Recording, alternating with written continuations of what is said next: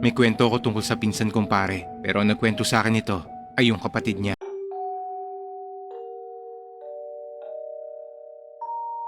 Akala ko may lumapit sa akin dito sa may gilid ko. Hindi ko kaya, walang ilaw. Sandali. Parang ayoko to ah. Ba't may pula? Parang ayoko nga to eh. Parang ayoko to boy. Parang ayoko to eh. Tol, matutulog ako mag-isa mamaya. E di video call tayo.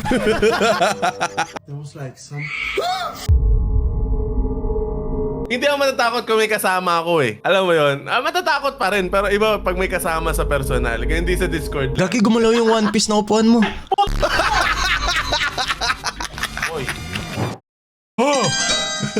What? Welcome na naman po sa panibagong video natin ng Bawal Matakot and for today's season 2. Okay, ngayon lang nagbabalik ang Bawal Matakot kasi merong kababalaghan na nangyari sa akin dati kaya tinigil ko yun, no? Kaya for today, matapang na tayo ngayon. Pero dahil ito ang pilot episode ng Bawal Matakot, ako lang ulit mag-isa kaya wag na natin patagalin. Tara na. Walang tao sa studio ngayon. Okay, tapos naka-dim light lang ako yan, no? Ako lang yung ilaw na tumatakbo dito tapos yung dim light ko sa may likod. So, bahala na si Batman. Sana hindi ako matakot ng todoan. Tara, play mo na tong video. Ito muna, ito muna, clip 1 to 17. Kinumpile ng admin ko to, kaya wag na natin patagalin. Tingnan natin tong video, tara. Sandali. Gusto ko kasi mga Tagalog na nakakatakot. Eh, wala pa masyado na compile yung, yung editor ko. Ito na lang, meron daw, aswang. Ito, bawal matakot to, sige. Community ng mga aswang sa Antique. May kwento ako tungkol sa pinsan kong pare, pero ang nagkwento sa akin ito ay yung kapatid niya.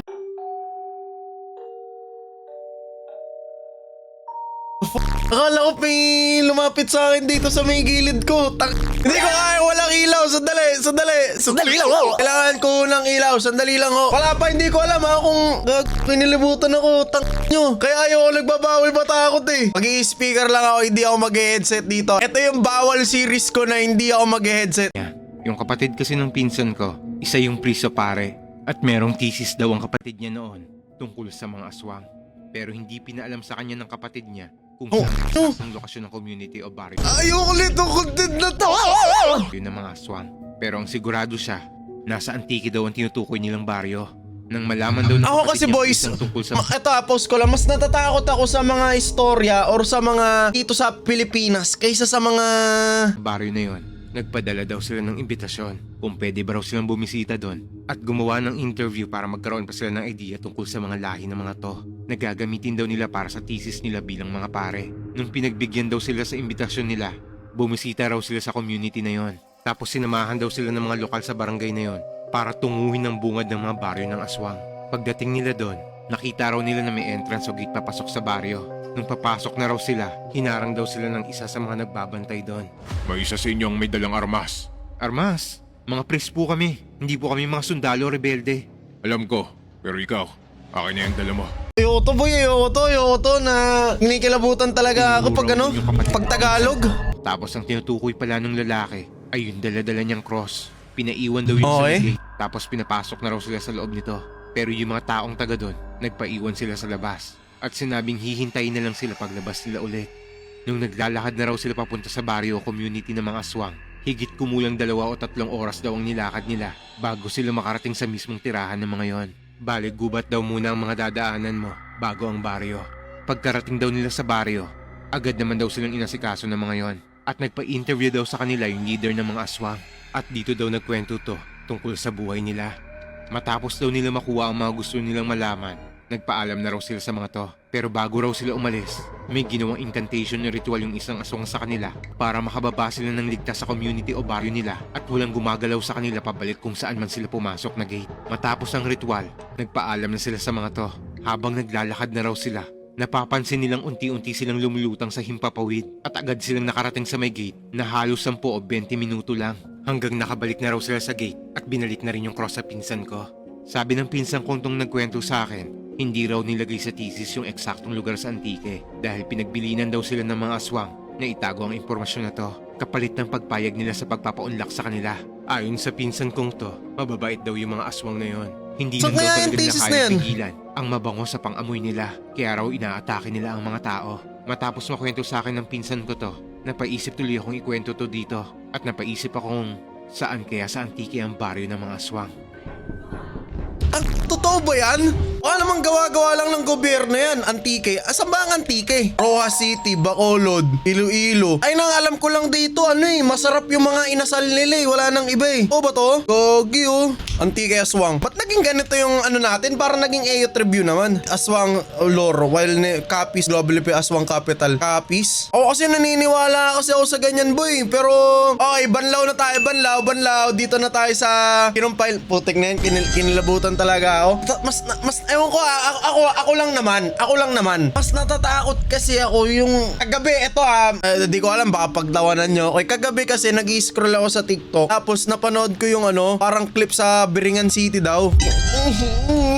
Hindi ako makatulog noon boy. Eto mas hindi na ako natatakot sa mga ganito. Kasi ibang bansa naman to di ba? Pero yung kanina natakot ako. Naniniwala kasi ako sa ganun di ba? Anyways, try na natin ito. Dapat meron na akong kasama dito parang hindi ko kayang mag-isa lang Sandali. Maghahanap ako ng recruit Maghahanap ako ng recruit na makakasama ko dito kasi medyo alam ko naman pilot episode to pero pasensya na. Sandali. Guys, eto na. Nakahanap tayo ng recruit. Pasensya na kasi medyo takot ako May kasama na ako ngayon sa Hunter exam. Kasama ko si Trinil ngayon, boss. Okay. Tara na? Tara na! Okay, game. Mabilis na to. Mga 15 minutes na panoorin natin, game. Her toddler just playing around, crawling over the couch and having fun. Later, she posts her video to the internet so her friends and family can watch her son play. But then, viewers begin to notice something in the video. Tatago ka na agad. What is that? Tatago ka na agad. Yung music kasi buwa na yan What? Parang may manggugulat agad Hindi, dito naman sa Nooks, wala naman nang gugulat dito. Sige, panoorin natin. Kills. Ano lang. Sige. Bakit na yung paglaro yung bata, boy? Pero como nosotras, makers, ya sé, pero chicos, Ano mo? Mo, gumalaw! Ay, gag! Ano gumalaw? Ay, no, tinan mo yung sa maleta sa kaliwa. Sige nga. Ay, tang mo! Ina mo! Ina mo! Ina mo mo ayoko ng ganito! Ano ba yan? Pwede na ba review na lang? Tinan mo lang, tingnan mo lang yung maleta. Nabigyan ng malita, boy, gagi. Ay, no! Tang mo! Ano boy? Tol! Mali ka ata ng in-invite, tol! Ay! Dali, bababa yung bata. Ayun o! Ayoko, tol! Hindi, Spot some hindi ba Hindi ba parang scripted? figure peeking around the baby's Hey! playpen, right next to the floor. Stephanie scripted. says she never noticed this little figure before she posted the video and viewers mentioned it. She says that no other children were anywhere around, and she has no idea who this little peeking figure is. But if you notice, her child starts to head into the room. Then he exits quickly. But later he walks right back in like nothing is there. So just who or what is this? Ina You boy, decide. ano ba yan? This next video was sent in by a Nuke Stop Fight. Okay, next. Camera movement. Parang ayoko to Yan, ba't may pula? Parang ayoko nga to Parang ayoko to, boy. Parang ayoko to Naman, ba't may pula? Parang ayoko to, boy. Parang ayoko. Favorite ko red, pero white, ayoko niyan. Skip na lang natin. Wala. TikTok live lang may bumagsak lang. Okay, bumagsak. Patay nagtatago sa post. Ano to? Post meta? What? Ayoko yan yung pula. Long after he moved Pinili in, mo he yun. began to experience strange things and hear unexplained noises.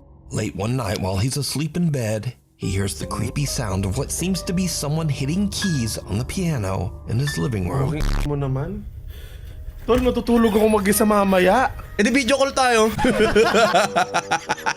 What? Wait lang guys, may share ako sa inyo. Pambilis lang to. Hindi ko alam kung nakakatakot ba to o nakakatawa. Yung pinuntahan ni Trinil, yung sa Indonesia, nagpunta rin ako doon, di ba, noong 2024. Di ba, tol na yun, 2024. Tapos, mahilig kasi kami ni Hikaru manood ng horror films tungkol sa mga Indonesian. Tapos, nung nagpunta ako doon, gagi, ako makatulog talaga. Parang may nakatingin sa akin. Alam mo ginawa ko? Binidyo call ko si Hikaru ng buong magdamag.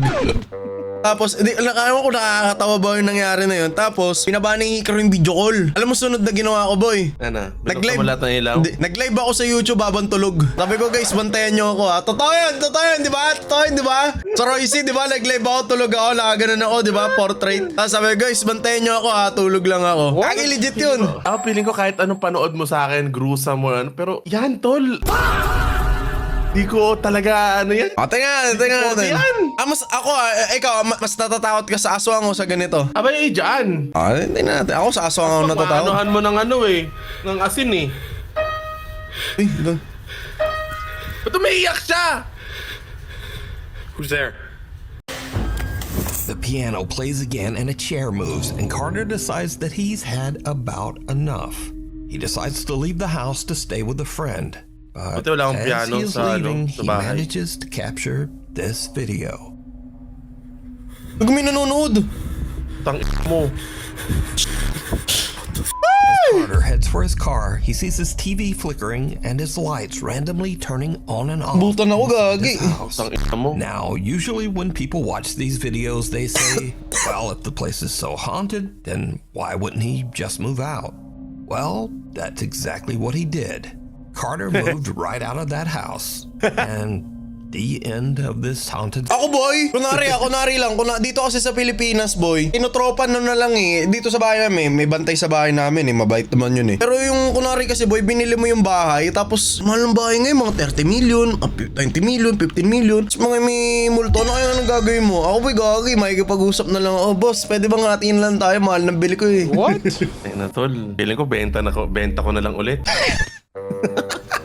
May hidden feature. Sabihin mo minsan nagbubukas mag-isa ilaw, ganyan. Rush price, no? Sabihin na, yun na tayo yung mga yung mga sa preselo. Kaya nagbebenta yung preselo. Hindi naman, di ko sinisiraan yung preselo, ha? Baka sabihin nyo. Oh. Pero sa lang kasi minsan kasi nanonood ako ng preselo, parang ang bigat ng bahay ng iba, nung iba, yung iba lang, na malaki. Oo, totoo yun. Diba? Pag mabigat eh, diba? Kung ang tingin mo ng bahay, mararamdaman mo na parang Yung may kakaiba or ano. Share ko sa inyo boys yung bahay namin na luma. Hindi ko alam kung mahanap pa ba yun eh. Alam ko nila nakapuntahan doon Pops sa second bootcamp namin nila Doggy bootcamp. Yung bootcamp namin na luman-luma. Ito. Ay hindi, ito yung unang bootcamp. Yan, dyan kami nakapunta. Etong second bootcamp na to guys. Isa sa mga rason ko. Ay hindi, third bootcamp na to eh. Third na ata yan. Oh, yung second bootcamp boys. Ito. Nyo is yung hiwalay yung ano. Ito. Yan ba yan? Ay, kinikilabutan ako guys. Bawal matakot naman eh. Itong bootcamp na to boys, halos lahat kami dyan nagkaroon ng malas, nagka-problema, tapos minumulto kami. Ito yung bootcamp na takot ako kasi yung CR dyan may CR dyan no? Yung kwarto ni Boss Dogs dati, gagi nakakatakot yung CR na yan. Tapos yung CR namin, nila Mabsi, basta yung butas na yun. Ang nangyari dyan boy, ako personal experience ko, tinatawag ako ni Kuya Dogs, nasa CR ako. Uy, wag mo na natin pakita yan. May tawag na Remy Jane. Ang nangyari dyan boy, nasa CR ako naliligo ako, tinawag ako ni Boss Dogs. Sabi niya, Royce, tara. Sabi ko, sige kuya, patapos na ako maligo. Tapos, nung paglabas ko ng CR, dahil tapos na ako maligo, hinahanap ko si Boss Dogs. Sabi ko, ba't wala si Boss Dogs? Tapos kumatok ako sa kwarto niya, kaki alam mo nangyari kay Boss Dogs? Tutulog. Hinanggagaya ng boses. Tapos yung bahay sa baba, hindi ko alam kung mapapakita ni Boss Dogs. Sana pakita ni Boss Dogs yung bahay sa baba, kasi hindi niya pinapakita madalas yung bahay dito sa baba eh. Hindi. Bootcamp na sa bootcamp na sa Maynila to eh. Hanap tayo ng ipapakita ni Boss Dogs yung bootcamp. Basta yung bootcamp na baba, Neil, may naglalakad sa gabi. As in gabi talaga. Napuntahan nata namin yung first kasi yung parang may hagdan sa labas. Yung first, wala yun. Talagang swerte kami dun. Yung pangalawa talaga boy, talagang minalas-malas kami, nagkasakit si Boss Dogs, nagka-issue, umalis ako dun. Nakatakot. Ito, may clip si Boss Dogs ng bootcamp na luma. Ito, taas lang kasi ito eh. Nung kita mo naman yung ambience ng bahay nila, parang ang bigat, diba? Tinan mo yung bahay. Pre, pula yung ano. Diba? Tinan mo. Kita mo, yung baba. Hindi kasi napakita ni Boss Dogs yung baba eh. Ito, pababa dyan. Yan! Tinan mo yung baba, tinan mo yung itsura ng baba. Kita mo? Tutik ko. Lagi nakatakot dyan boy, promise, sabi ko sa inyo. Takot talaga kami dyan, walang biro. Ito. Yan! Yung kusina. Tapos dyan sa kusina na yan, meron pang, may pasukan dito, may kwarto dyan. Tapos yung kwarto dyan, never namin ginamit kasi natulog lang kami na isang beses dyan. Tapos yung natulog dyan boy, binangungot. Tapos may naglalakad na, parang may naglalakad daw dyan gabi-gabi. So, anong nangyari sa bootcamp boy? Bawat gabi, walang kumukuha ng pagkain sa baba, kahit tubig. Unless magsasama-sama kami legit, unless magsasama-sama kami. Ayun. Chuchi? Uy, Uy, Tatakot ako, biglang nawala si Chuchi. Hanap ka. Ayan yung mga kwarto na yan, kwarto yan. Ayan, ano yan, storage area yan, pero di na namin ginamit. Tapos ito, isa pang kayan, mga kwarto dyan, yun o, yun o. Yun o, yan yung mga kwarto na yan, boy, oh. Talagang, di talaga namin, di namin talaga ginagamit yan, boy, kasi nakakatakot. Anyways, yun lang naman, yun lang yung XP namin sa bahay na nakakatakot. Next. May next pa! Ano lang, hanggang California owns a little pet 15 shop, and minutes. they usually let one of their older dogs wander around the place. Okay. One morning, when they come in to open up, something uses to combine. Nangyari. At around Diba, hinahanap ko 11:30 yung p.m., sound the yan. camera shows the little dog wandering aimlessly through the dark pet store. Nangyari. Suddenly, out of nowhere, something seems to actually launch the dog sideways, Dahil? hard, Gagi, hindi naman tatalon ng ganun yung aso eh. Oo. just as if he was kicked. Ayun oo. Thankfully, the pup wasn't seriously hurt. But was this some weird freak occurrence? Ayun o, tinan mo. Does the pet shop have a guess? Wala, hindi nakakatakot to. Mga ganun lang.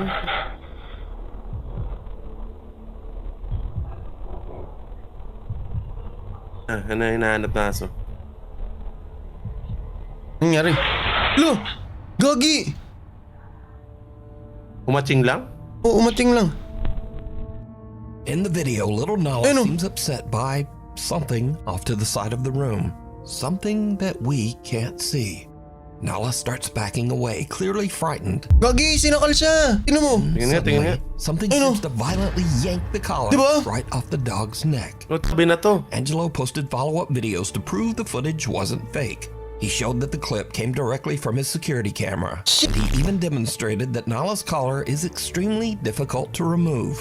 It doesn't just fall off. Angelo says that since the incident, his poor little dog Nala is Ay, a nalis nervous yung wreck. collar. He says the Oh. dog refuses to stay alone and now insists on sleeping in their bedroom. Natatakot din pala yung mga aso, no? As for Angelo, he's added 2 more cameras around his house. Turn. Wala. God, there was like some. May sumigaw. Ganun lang. Na mo, boy. May marinig akong ganyan. Sa lahat ng ilaw bukas. Ito kasi hindi ko maintindihan sa Amerika eh. Pinapatay nila lahat ng ilaw nila eh. Papatay ka ba ng ilaw sa sala nyo? Ako hindi eh. Yun na, boss. Pag natutulog ngayon, hindi na muna. Ako dito sa amin boy, di talaga ako nagpapatay ng ng sa sala namin. Huwag ka pumasok. Cannot be f***ing real. Okay ba di ako papasok dyan? You gotta be kidding me. Tanga na lang eh. Sisigawan kami. What the f*** was Puta, pag sumunod, sisigawan ko rin. Ina mo. Oh, hindi, You gotta be messing with me. I swear to God, this guy. alam mo ako, hindi na ako ano eh. Whoever's in here, Hindi ko na in the name of Jesus Christ. aanuhin pa kung totoo o hindi. Alam mo yun? Takbo na lang ako eh. Like, hindi ko na alamin kung totoo o hindi tol. I got adrenaline going Tang na. through my body. Bahala na sila dyan. What the f*** is that? Oh my God. Holy shit. Mo, alis na ako dyan. Bobo ka. Binalik-balikan pa niya oh. Curdling screams and as it goes. So the room entity or a poltergeist? Or is it all just an elaborate hoax? You decide.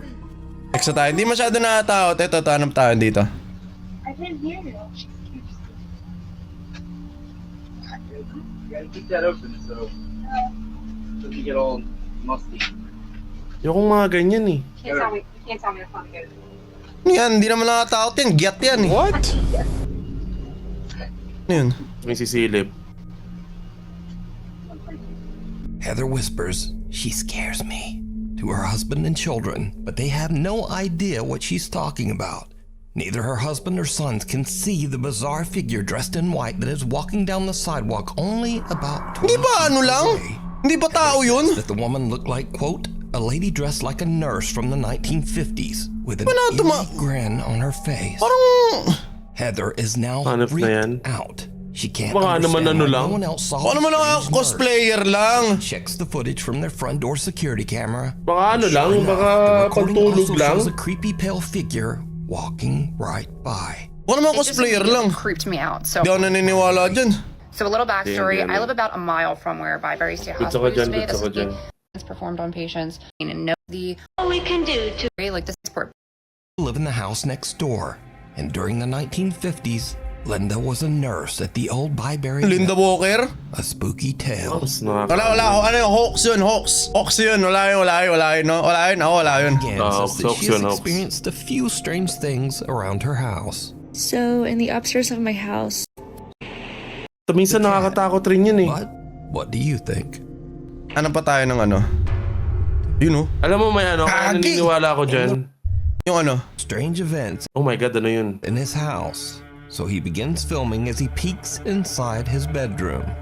What he captures chills him to his core.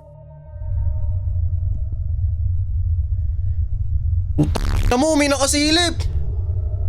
Uy! Ina mo! Bro, oh my God.